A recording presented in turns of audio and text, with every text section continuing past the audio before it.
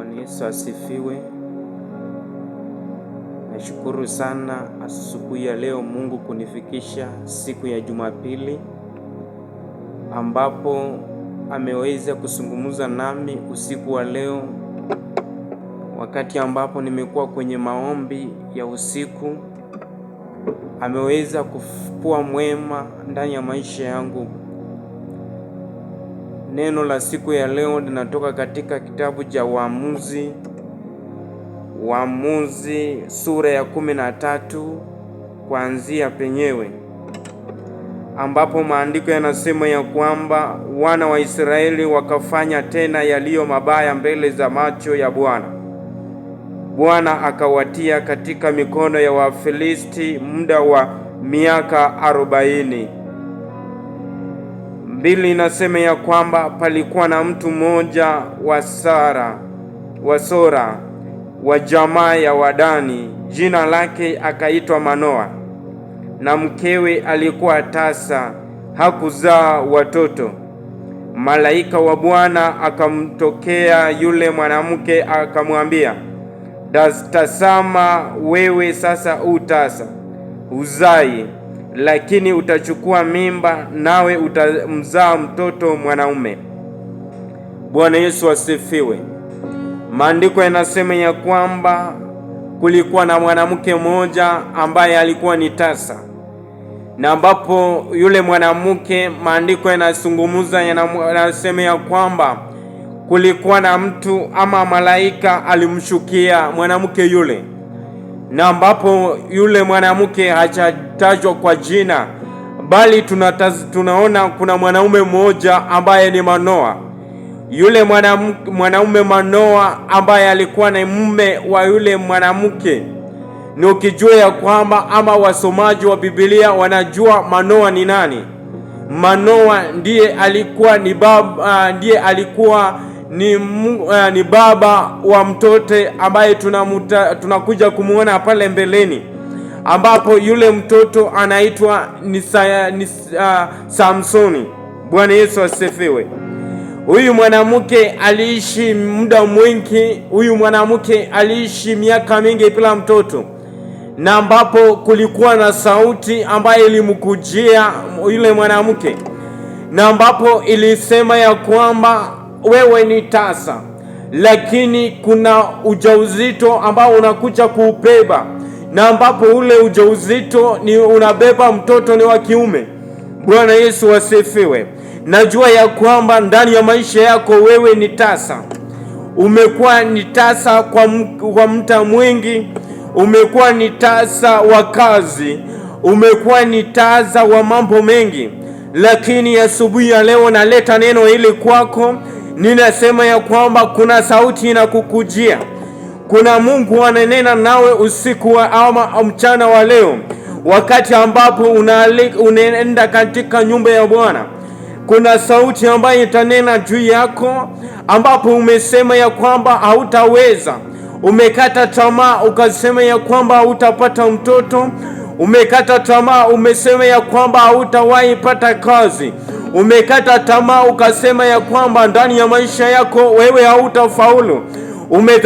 Umetharauliwa ndani ya ndoa, umetharauliwa ndani ya kijiji, umetharauliwa ndani ya ploti ambayo unakaa, umetharauliwa ndani ya boma ambayo unatoka. Lakini ninasema asubuhi ya leo kuna sauti ambayo inakuja kwako. Kuna sauti ambayo Mungu anazungumza ndani mwako. Anasema ya kwamba utasa ambao uko nao asubuhi ya leo unaisha katika jina la Yesu. Jina la Yesu liinuliwe.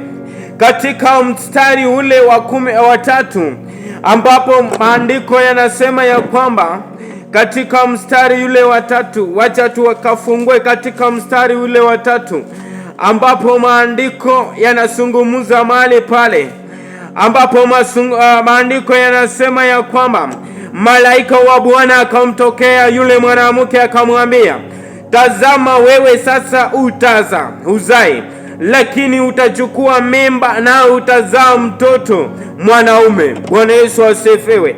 Imagine, huyu mwanamke alikuwa ni tasa, lakini malaika anakuja anamwambia ya kwamba tazama, lakini tazama, unakuja kupepa ujauzito, na ambapo huo ujauzito na mtoto wa kiume. Bwana Yesu asifiwe.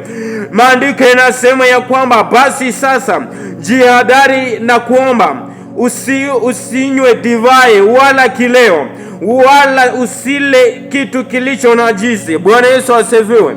Baada ya sauti ya malaika kumkujia yule mwanamke, kuna condition ambazo alipewa ama instruction ambazo alipewa. Maandiko yanasema ya kwamba basi usinywe vikileo au usinywe divai au usinywe kitu ambacho ni najisi. Kuna mambo ambayo ama kuna baraka ambazo Mungu anataka akupe, lakini kuna maagizo ama kuna instruction ambazo Mungu anataka ukazizingatie ndani ya maisha yako. Najua ya kwamba sisi wenyewe tumebana mikono zetu, tumezuia baraka za Mungu kuja ndani ya mikono zetu, ama tumezuia Mungu kunena ndani ya mioyo zetu, tumezuia Mungu kusungumuza ndani ya mioyo zetu, maana mambo ambayo tunayafanya hayampendezi Mungu. Mungu anasungumuza asubuhi ya leo, anasema ya kwamba kuna mambo ama kuna kitu ambacho ninakupa. Anasungumuza kwa yule mwanamke, ambapo huyu mwanamke alikuwa ni tasa. Anamwambia ya kwamba unakuja kupepa mtoto wa kiume, lakini kuna mambo inakupaza ukaachane nayo. Kuna vitu ambazo unapaswa ukaviwache, ambapo hizi vitu vinakuja. Anasema ya kwamba basi sasa ujihadhari na kuomba, na ujihadhari na kuomba usinywe divai wala kileo, wala usile kitu kilicho najisi. Bwana Yesu asifiwe. Maandiko yanasema ya kwamba usinywe kileo, bali usile kitu ambacho ni najisi. Mstari wa 5 inasema ya kwamba kwani tazama, utachukua mimba, nawe utamzaa mtoto mwanaume, na wembe usipite juu ya kichwa chake. Maana mtoto huyu atakuwa mnadhiri wa Mungu tangu tumboni, naye ataanza kuwaokoa Israeli na mikono wa Filisti. Bwana Yesu asifiwe. Jina la Yesu liinuliwe. Maandiko yanasema ya kwamba na wembe isipite juu ya kichwa chake, maana huyu ambaye unakuja kumzaa Mungu amemtambua tangu ndani ya tumbo lako, ambapo atakuwa ni mkombozi wa Wanaisraeli, ambapo ni mkombozi wa watu ambao ni Wafilisti. Ambapo unatazama kule juu kulikuwa na vita, sasa kuna kuja kuzaliwa mkombozi, ambapo kuna muda mwingi tumeona ya kwamba umekata tamaa ndani ya maisha yako, lakini kuna wakati ambapo Mungu anakuja kufungua njia. Kuna wakati ambapo Mungu anajidhihirisha mwenyewe. Kuna wakati ambapo Mungu anazungumza na wewe. Ninakuzungumzia mchana wa leo, ninazungumza usiku wa leo, ninazungumza asubuhi wa leo. Wakati ambapo unajiandaa kwenda mbele za Bwana, wakati ambapo unajiandaa ili ukaelekee ndani ya kanisa, ninakutia moyo na ninasema ya kwamba Mungu anatengeneza njia mahali ambapo pasipo na njia. Na maandiko yanasema ya kwamba kila ambacho ni kitoko machoni pako, Mungu anakifanya kinakuwa kikubwa machoni pako. Wale maadui ambao wamesimama mbele yako, ambapo wamekuja wanakimbia katika mara moja, Mungu anawafanya wanatawanyika mara 7 katika jina la Yesu Kristo. Wewe ni Mungu ambaye unasifiwa, unastahili sifa. Oh Lord, there is no one like you my Father. Wewe ni Mungu ambaye unastahili sifa.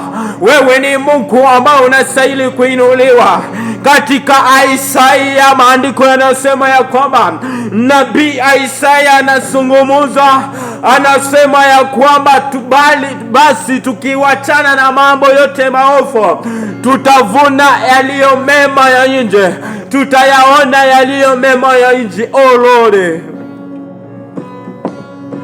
Yesu ni Mungu mwenye nguvu. Mungu astahili sifa na utukufu. Oh Lord, wewe ni Mungu mwenye kuinuliwa. Yeyote atakayesikia sauti hii, ninakuambia ya kwamba Mungu yupo pamoja nawe. Mungu atakuacha asubuhi ya leo ndani ya maisha yako. Mungu anayajua maisha yako, maana anasema katika maandiko, anasema ya kwamba anajua mawazo ambayo sisi tunawaza, anatambua mawazo ambayo tunayawaza. Anakufuta machozi ndani ya macho yako. Haijalishi umelia mara ngapi, haijalishi umekaukiwa namna gani, lakini Mungu anatazama maisha yako. Mungu anatazama njia yako. Mungu anatazama mienendo zako. Mungu anatazama mahali ambapo unaingia. Ninakuombea, ninanena asubuhi ya leo, mahali ambapo unaenda, wacha milango za Bwana zikafunguliwe. Katika Mathayo 18:18 maandiko yanasema ya kwamba kilichofungwa hapa duniani na hata mbinguni kimefungwa, na ambapo kimefunguliwa hapa duniani na hata mbinguni kimefunguliwa. Oh, ninanena asubuhi ya leo ya kwamba mambo ambayo yamefungwa ndani ya maisha yako yamefunguliwa katika jina la Yesu. Milango ambazo zimefungwa ndani ya maisha yako yamefunguliwa katika jina la Yesu. Ninanena nikiwa ndani ya kanisa la Joy Worship Center, mahali hapa ambapo Mungu ametupa, mahali ambapo Mungu amenena mafuta yake, mahali ambapo Mungu amenena maajabu hapa katika madhabahu haya. Yeyote atakayeguza haya madhabahu, kuna milango ambayo zinafunguliwa. Mahali hapa tumebarikiwa na mtumishi Pastor Kizito, ambaye amekuwa ni baba wa imani, ambaye amekuwa ni baba wetu. Ameweza kukuza kibali chetu, ameweza kutulea jinsi tulivyo. Tunamshukuru Mungu kwa kumleta mchungaji huyu katika kanisa hili, maana ninasema ya kwamba hakuna wachungaji ama hakuna mtu yeyote ambaye anapendezwa kuona mtu akiinuliwa, lakini mchungaji wetu anapenda kuona mtu akiinuliwa. Ni mchungaji ambaye ameweza, ni mchungaji ambaye anajua